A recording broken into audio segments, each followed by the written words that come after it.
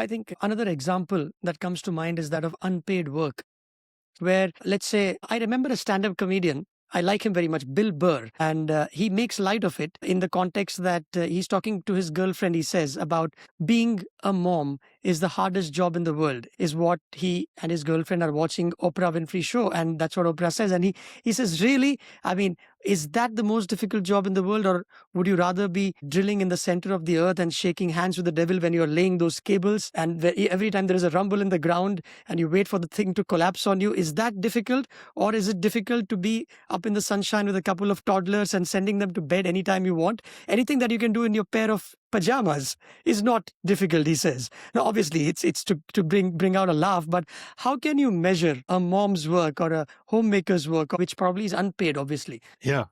And the answer is we're not really trying when we measure GDP. We're trying to measure Mm. economic output. And that, to my mind, makes sense. But we shouldn't confuse that with measuring welfare.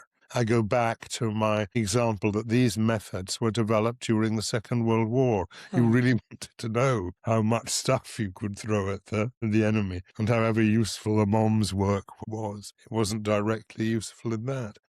Mm. We need to be thoughtful about what these things measure. When you talk there about what you can do with your pajamas, I'm struck, I think I use it in the book, the quote from during the COVID epidemic from someone who was in the UK in one of the centres or where manufacturing activity has declined, much of it, as you know, having gone to Asia, and saying it's not a real job if you can do it in your pajamas. And that's a comment on Zoom. And what is really a manufacturing fetish that people have, unless it's a physical thing, it's not a Mm. real job.